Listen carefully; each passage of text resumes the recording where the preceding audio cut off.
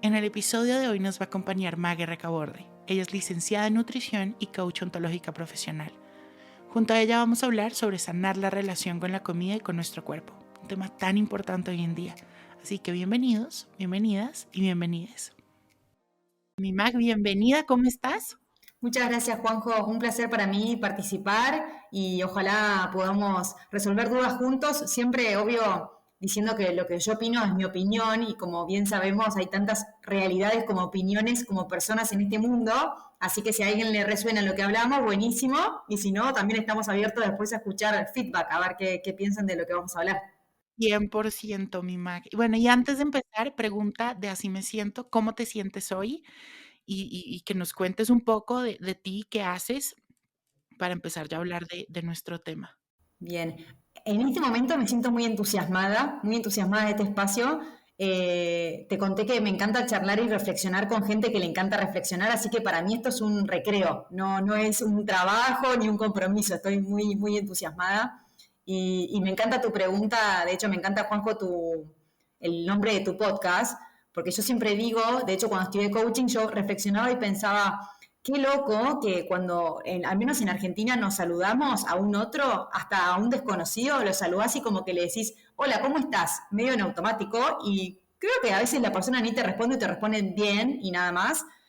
Pero digo, qué importante esa pregunta de cómo estoy a nosotros mismos. Digo, ¿cómo cambiaría el mundo cuando nos preguntamos realmente cómo estoy? Así que ya arrancamos súper conectados con tu pregunta de preguntarme a mí cómo estoy. Me encanta, y es que sí, es súper importante y es una reflexión también a la que yo he llegado a través de millones de procesos y de caídas, porque durante años reprimí mucho lo que yo sentía. Y yo era de esos que con máscaras o de diferentes formas ocultaba lo que realmente estaba sintiendo. Y yo era de esos, yo era de los que te decía, bien, bien, súper, cuando de pronto por dentro estaba totalmente roto y no estaba bien, ¿no? Entonces, qué bonito llegar como a decir y preguntarnos realmente cómo estamos. Oye, mi Mac, antes de empezar a hablar de la relación con la comida, camínanos un poco como por tu historia. ¿Qué te llevó a estudiar licenciatura en nutrición y a volverte coach? Pero yo me he dado cuenta que tú la nutrición y el coaching lo llevas a otro lado, ¿no? No eres la nutricionista común a la que muchos le podemos tener pánico. Eh, entonces, camínanos un poco sobre tu historia para conectar un poco más contigo. Bien, bueno, vos ya comentaste un poco en la introducción que yo cuando era adolescente, ahora tengo 36 años, cuando era adolescente tuve un trastorno de la conducta alimentaria, pero eso quedó como en mi vida al principio medio reprimido, medio como que no se lo contaba a nadie. Entonces vos de afuera veías a Mag, a mí, que yo contaba que había decidido estudiar nutrición porque yo soy melliza y siempre hice todo mi colegio y toda mi escolaridad la hice junto a mi melliza y cuando terminamos el último año de colegio sí teníamos claro que nos queríamos separar y como estudiar diferentes carreras. Entonces mi hermana, una de mis hermanas que es esta tía, la melliza, decide estudiar administración de empresas. Entonces yo digo, bueno, nada de económicas, nada de números, porque me quería separar y ahí pongo el ojo en salud, y voy a una charla dentro de las posibles carreras y a mi nutrición ahí me genera como intriga. Eso es lo que yo cuento. Después cuando me doy cuenta de mi recorrido, por eso te digo que con el diario del lunes, yo en realidad estudio nutrición porque yo quería sanar mi relación con la comida porque tenía un trastorno, quería aprender a comer. Cuando yo era adolescente y tuve esta relación con la comida disfuncional, fui a nutricionistas y fui a psicólogos por separado y subestimaron mi tema. Era como que yo les decía que estaba disconforme con mi forma de comer y, bueno, no pasa nada, como, o me daban una dieta y yo no quería dieta. Entonces dije, bueno, voy a hacerlo yo sola, que esto igual digo que no es recomendado, la verdad. O sea, no es recomendado cuando uno tiene una relación disfuncional con la comida querer resolverlo solo. Para mí está bueno pedir ayuda. Yo sinceramente tuve una mala experiencia en mis pedidos de ayuda y creo que hoy también hay más, hoy se habla un poco más de los trastornos que antes eran como medio tabú. Entonces, bueno, cuestión que por eso empiezo a estudiar nutrición y cuando termino la carrera, al menos en Argentina, la carrera es bastante con el modelo dietante. El modelo dietante de viene un paciente, en general muchos pacientes quieren bajar de peso, otros no, pero como que sin indagar mucho en la persona se le da una fotocopia y lunes tenés que comer tal cosa, martes tal otra. Y a mí eso no me divertía, no me llenaba el alma, no, yo decía, esto no va por acá.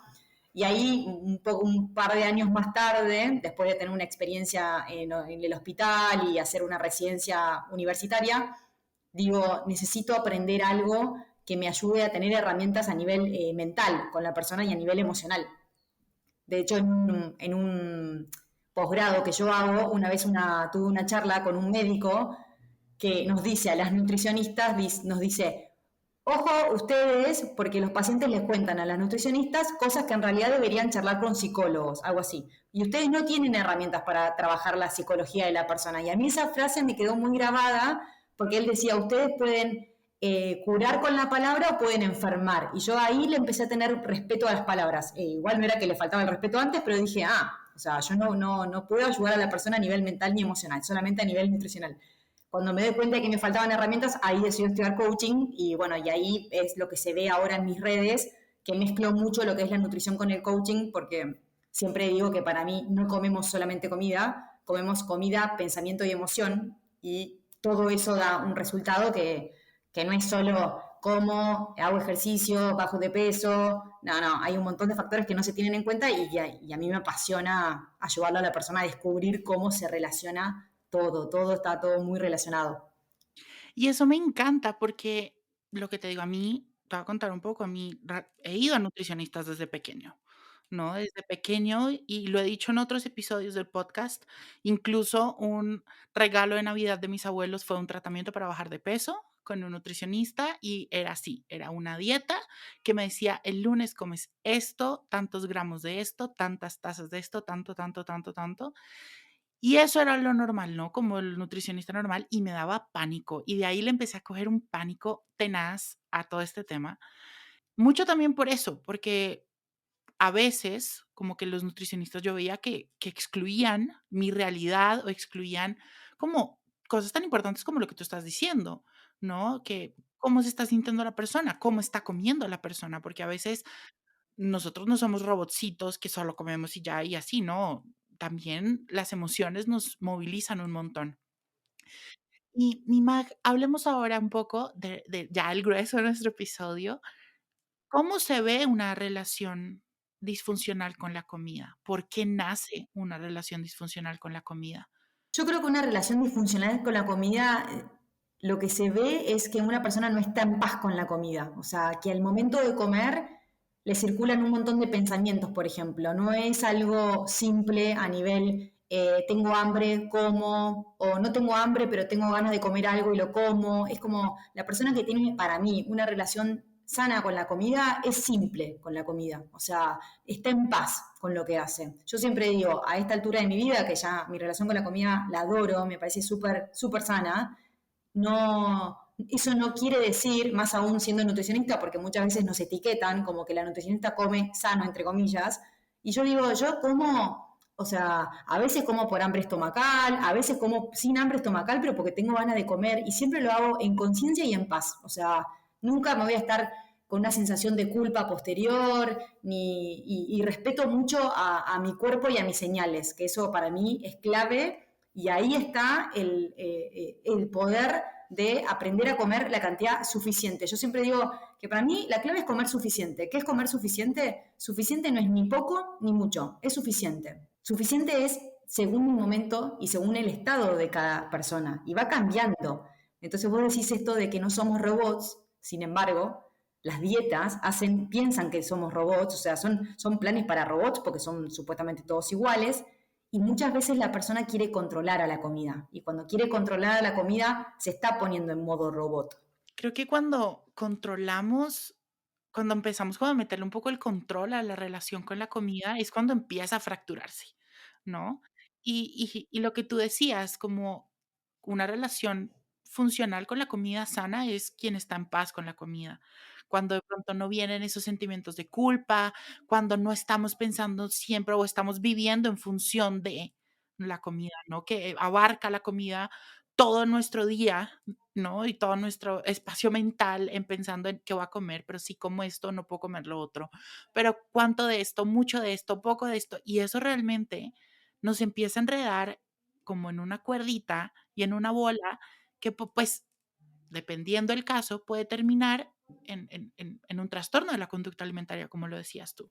Total. De hecho, cuando me preguntaste, Juanjo, también, más allá de cómo se ve, que yo te digo que se ve como con poca paz y con mucha culpa y ruido mental, cuándo se genera o cómo se empieza a gestar una relación disfuncional con la comida o no sana.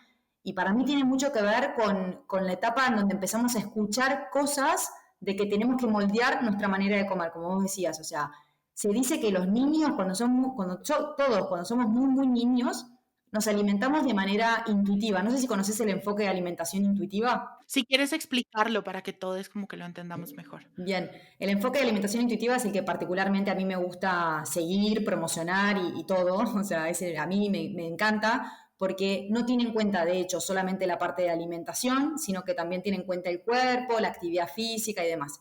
Y la alimentación intuitiva tiene 10 principios, ¿sí? Como si fuesen 10 reglas, como si fuese una Biblia con los 10 mandamientos, que lo que hacen esos principios están, como te diría, que agrupados. Por un lado, nos quieren separar de las dietas, porque la alimentación intuitiva reconoce a las dietas como las, entre comillas, culpables de tener una relación disfuncional con la comida. Por un lado, nos quiere desconectar de las dietas y por otro lado, nos quiere conectar con nuestro cuerpo. ¿Por qué con nuestro cuerpo? Porque como seres humanos que somos, tenemos tres tipos de sabiduría interna, que la sabiduría interna tiene que ver con una sabiduría mental, con una sabiduría corporal y emocional.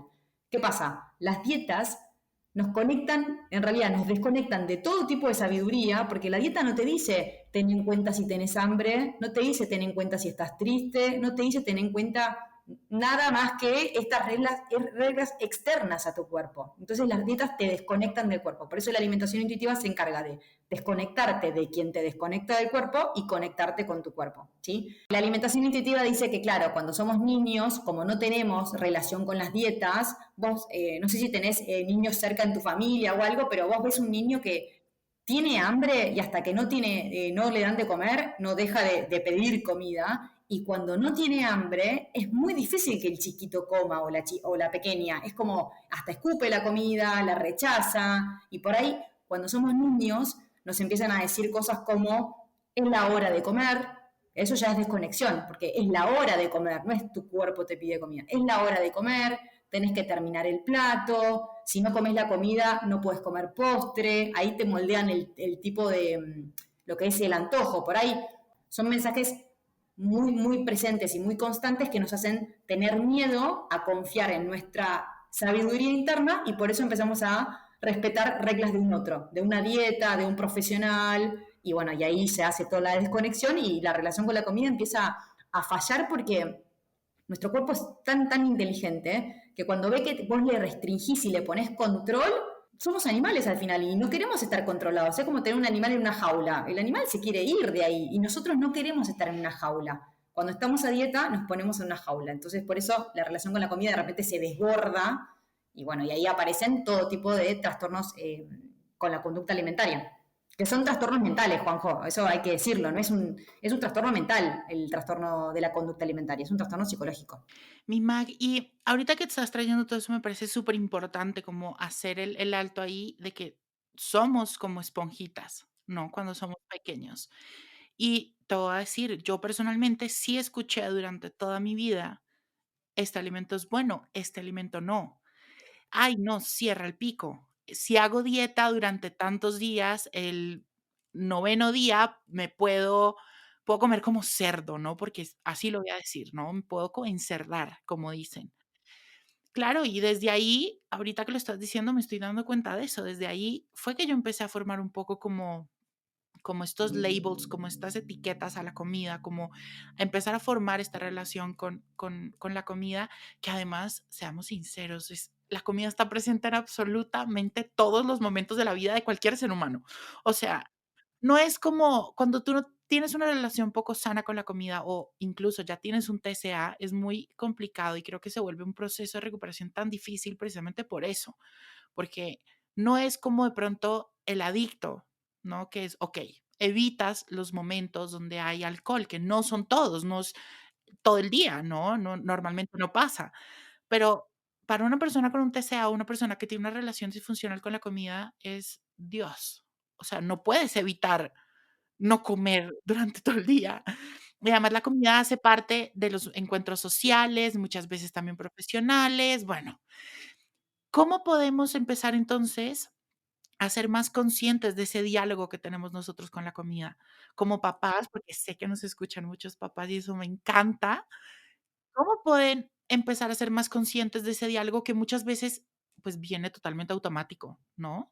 Porque ha sido de pronto algo entrenado o algo aprendido de años atrás. Sí, yo siempre digo que el primer paso para mí es conocer y espero que quienes estén escuchando este podcast, cuando vayamos diciendo estas cosas, le van a empezar a resonar, es como que van a decir, ah, yo digo eso, ah, a mí me dijeron eso. Entonces, el cerebro empieza como a identificar frases y para mí por eso, primero es conocer. Yo les recomendaría, por ejemplo, obviamente que tanto que sigan enfoques en perfiles, digo, de redes, que sigan perfiles con enfoque de, por ejemplo, alimentación intuitiva y que dejen de seguir todo tipo de perfiles que de repente empiezan a pensar, esto es de dieta. Es como, yo haría primero una limpieza de la información que consumo, tanto de redes como si de repente estoy con un otro y me dice algún comentario en relación al cuerpo o a la comida, como que le pondría un freno. Obviamente que hay veces que es difícil la puesta de límites, eso es algo que también se trabaja mucho. Hay un episodio aquí en Así me siento de límites que lo pueden escuchar, porque sí se vuelve muy difícil, ¿no? A mí me ha pasado en mi círculo de familia que a veces digo: "Hey, no", o no sé, por ejemplo, a mis tíos que tienen a veces unos diálogos bastante complicados con ese tema, les digo y les hago caer en cuenta como: "Hey, cuidado, esto tú no sabes también", porque es que con todo esto también quiero que hagamos como la salvedad de que hay que empezar a ser más conscientes y estar más conscientes y presentes en el momento de también entender que no sabemos cómo recibe la otra persona la información, ¿no? A cualquier persona tú le dices: "Ay, no, no comas X o Y cosa porque te engorda", para esa persona puede ser, ok, y pasa la página y sigue su vida normal. Para una persona que de pronto está pasando por un trastorno de la conducta alimentaria, tiene una relación complicada con la comida o está pasando por algún proceso, eso no sabes cómo lo recibe y el daño que le puede hacer. Entonces ahí creo que no es como callarnos y no hablar, porque tampoco es como, ok, no, sino ser más conscientes de lo que decimos. Es que tal cual. Por eso te digo, sí, es observar a quién escucho, con quién hablo, de qué hablo. Hay una psicóloga mexicana, no sé si la conoces, Ana Arismendi, ¿la conoces? Ay, me suena mucho. Bueno, ella tiene un podcast que se llama ¿De qué tiene hambre tu vida? Y yo a ella la admiro un montón, es excelente profesional, se especializa en trastornos de la conducta alimentaria y ella dice una frase siempre que dice, cuerpos vemos, historias no conocemos. Entonces vos podés ver un cuerpo, al final es una persona que vos ves, pero no conocés su historia. Entonces, desde no sabes cómo va a impactar un comentario, hasta hay veces que uno dice, ah, pero es algo lindo lo que le dije. Supongamos que alguien de repente ve a una persona y le dice, ay, estás más linda, estás más flaca. Ese comentario puede ser muy mal recibido por la otra persona. Y por ahí la que lo dijo dice, ay, pero yo le dije algo lindo, le dije que estaba más linda, más flaca. Sí, pero por ahí la otra persona está pensando, bajé de peso a expensas de una enfermedad, bajé de peso a expensas de un duelo o de una dieta que me generó mucho malestar y si vuelvo a subir de peso no me van a decir que estoy linda. Es como, tenemos que ser muy cuidadosos con lo que decimos y sí, para mí por eso la persona dependiendo obviamente, Juanjo, del grado de relación disfuncional con la comida, pero cuando vos me decís qué podemos hacer para sanar esta relación con la comida, hay como diferentes pasos. Para mí el primero es observar qué me pasa a mí a la hora de comer. Y de repente si veo que no estoy tranquila, como al principio yo decía, la paz es el sinónimo de esa relación sana con la comida. Si ves que no estás en paz cuando comes o que como que pensás mucho a la hora de comer, ahí te diría, hey, signo de alerta. Me encanta eso, siempre lo digo, la paz es como es el medidor de todo en la vida. Si algo te está haciendo ruido, si algo te está incomodando, si algo te está haciendo como ese piquetito en el corazón o en la cabeza, es que ahí hay algo a lo que tienes que atender y modificar o cambiar o revisar. Sí, sí. De hecho, algo súper, súper lindo para mí, que obvio entiendo que quien tiene una relación disfuncional con la comida, de hecho yo lo tuve, al principio le cuesta ver la ventaja o el lado positivo. En realidad no lo hay así per se, pero la comida, la relación que tenemos con la comida es espejo de la relación que tenemos con alguna otra área de nuestra vida. Ejemplo, si una persona se excede con comida, generalmente se excede en alguna otra área de su vida. Hay que ver si es con trabajo, si se excede con alcohol, con compras, con sexo, o sea, con algo, en algún punto se está excediendo. O si se restringe también, en alguna otra área de su vida se restringe. Si come poco variado, en alguna área de su vida hay poca variedad. Es como cuando empezás a prestar atención a tu forma de comer, es un mundo, se te abre un mundo y empezás a aprovechar esa información y te empieza a gustar observar tu relación con la comida. Porque eso es lo lindo, ¿no? La idea no es que sea algo tedioso, sino que sea algo de curiosidad y me quiero conocer. ¿Y por qué yo siempre digo que es importante conocernos? Porque ¿escuchaste el libro, leíste el libro del Principito? Sí. Bueno, viste que el Principito tiene una relación súper linda con la Rosa y que dice él, no se puede amar a algo que no se cuida. Y yo digo, y no se puede cuidar algo que no se conoce. Entonces, para mí, los pasos para amarnos, en esto del amor propio que se habla un montón y a veces decimos, bueno, pero ¿cómo hago para amarme? Yo digo, primero, conocete. Porque si vos te conocés, te vas a poder cuidar como vos necesitas, no como te dice la sociedad que te tenés que cuidar, como vos necesitas. Y si vos te cuidás, es imposible que no te ames, porque cuidar mucho tiempo a algo, a una planta, vas a ver que la vas a amar, o sea, no vas a querer que se muera. Entonces, conocete, cuídate, te amás, y porque te amás, te cuidás más. Entonces es un ciclo súper virtuoso que se va generando. Oye, mi Mac, bueno, entonces nos contabas que el primer paso es observar y hacer como esta limpieza de información, ser más conscientes de qué información estamos recibiendo. ¿Qué más podemos hacer para empezar a ser más conscientes de nuestra relación con la comida? Bueno, o sea, hay estrategias que se me ocurren. Por ejemplo, yo haría un listado. A mí me parece muy terapéutico la escritura. O sea, yo escribo a diario y mando a escribir a mis pacientes también. Se pueden escribir muchas cosas muy terapéuticas. Pero si alguien está escuchando y le resuena esto, yo le haría escribir una lista de alimentos, nosotros a veces les llamamos temidos. Son alimentos que no los como en paz. ¿Ves que la paz aparece todo el tiempo sin querer? Aparece en mi discurso 1000 veces, pero porque ahí va. ¿Qué alimentos como sin mucha paz? O otro ejercicio puede ser, si todo en este mundo tuviese 0 calorías. Todo tiene 0 calorías. Da lo mismo la lechuga, el tomate, todo tiene 0 calorías. Nada te aumenta el colesterol. Todos los alimentos son iguales. ¿Cuáles te gustaría comer y no estás comiendo? Ahí hay un signo de alerta, por ejemplo, porque ahí tenés una mala relación con la comida si estás evitando alimentos. ¿Me explico? Como, de nuevo, va un poco a lo que es el diagnóstico, es ver dónde estoy parada, le temo a los alimentos, a cuáles. ¿Hay algún patrón? Son generalmente los que tienen hidratos, son los que tienen grasa, son los que... Es como empezar a observar, sigue siendo observar en realidad el paso que te estoy dando, pero es como eso, detenernos a ver dónde es que no tengo paz con la comida. Creo que este sería más como aterrizarlo, ¿no? Aterrizar lo que observamos. Sí, y no solamente lo que como, sino cómo como. Como rápido, como lento, dejo comida en el plato, no dejo, pero de un lugar de curiosidad. Eso para mí, la actitud de curiosidad es súper interesante, súper valiosa, porque si vas con una intención de juzgar y decir esto lo hago mal, esto lo hago bien, eso no es amor, eso no es paz. En cambio, si vos vas de una actitud de curiosidad, a ver cómo como, a ver qué alimento me genera un poco de miedo, o a ver qué me dijeron cuando era chica, qué escuché. Como, es por eso, es detenerse y tratar de ver un poco qué pasa en tu presente y qué pasó en tu pasado en relación a la comida. Y después en base a eso se va trabajando, obviamente. Me encanta. ¿Y a qué profesionales podemos acercarnos si de pronto identificamos que no tenemos una relación sana con la comida? A un nutricionista especialista en trastorno de la conducta alimentaria, porque si no, no lo recomiendo para nada. O sea, si no es especialista, no recomiendo. Un nutricionista, a un psicólogo. Obviamente siempre si el psicólogo también es especialista en trastornos de la conducta alimentaria, mejor.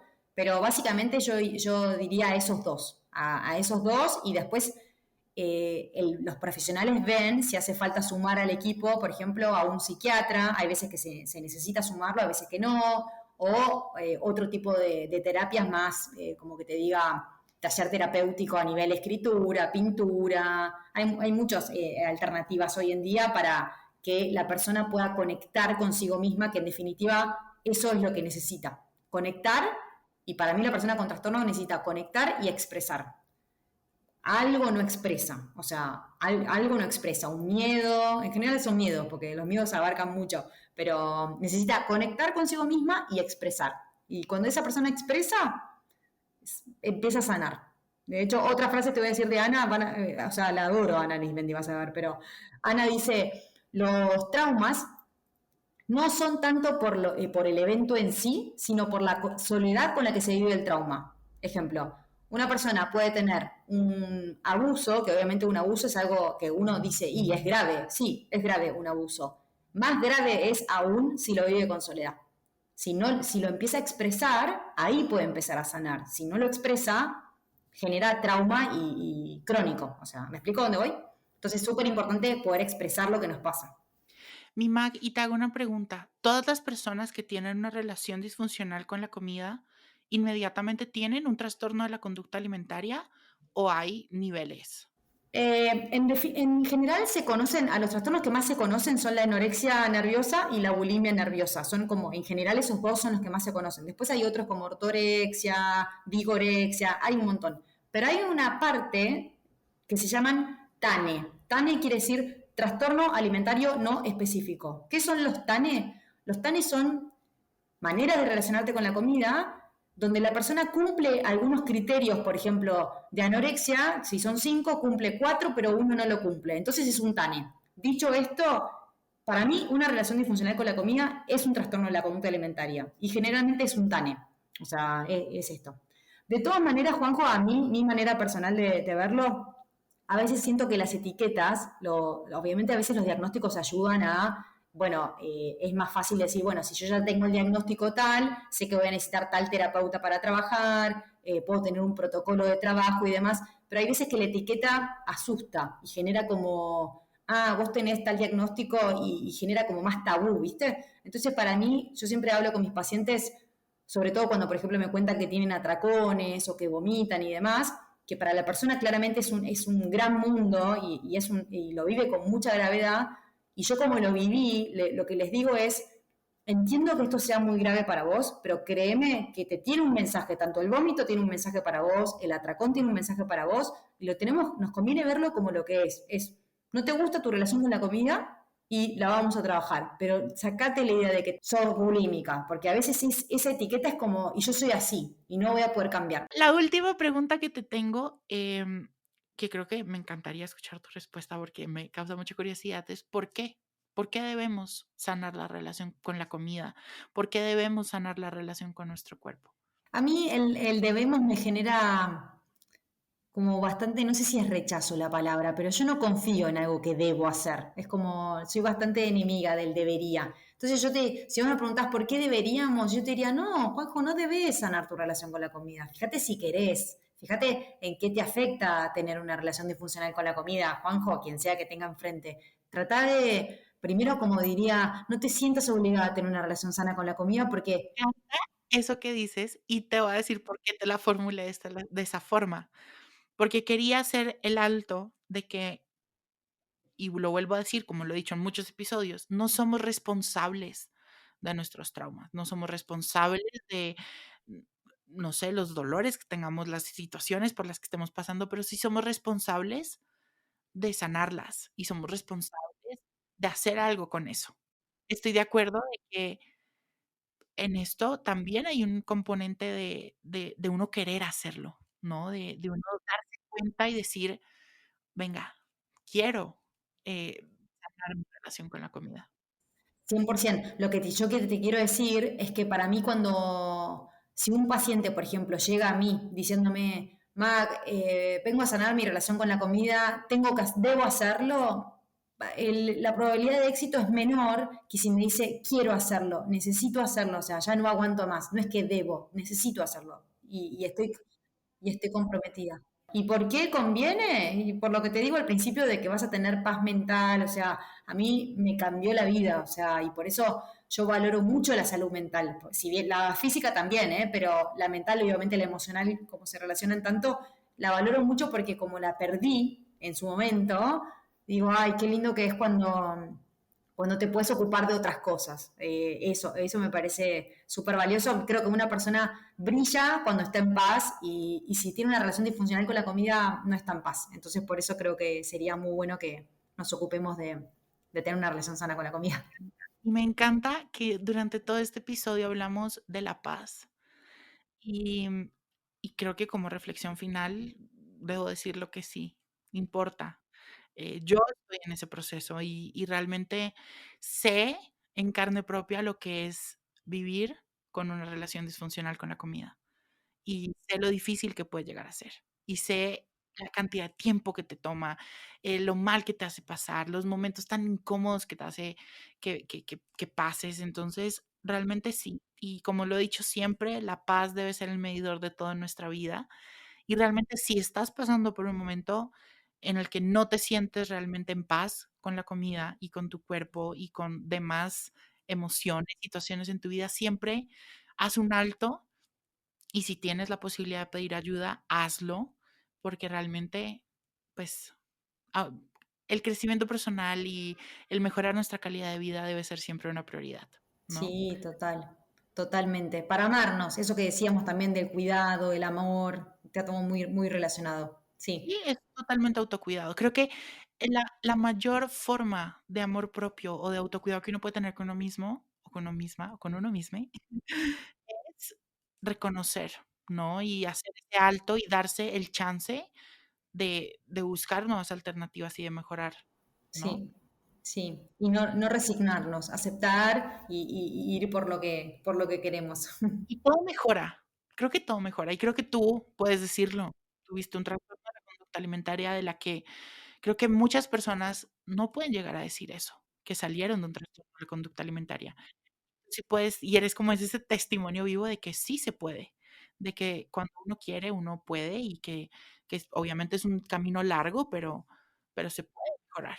Sí, sí. Y yo siempre digo, Juanjo, para cerrar, que yo diga que se puede, obviamente no estoy simplificando ni nada, muchas veces hay que hacer con miedo, pero por eso sería bueno que quien pueda pedir ayuda que la pida y si no, que siga estos espacios como tu podcast. Después si querés te digo, te paso los míos, mi podcast y mi cuenta en Instagram, porque ahí la idea también mía es compartir contenido para gente que digo, no sé si puede llegar a mí, pero por lo menos transmito un poco a nivel público para quien quiera, un par de herramientas que ojalá los ayuden.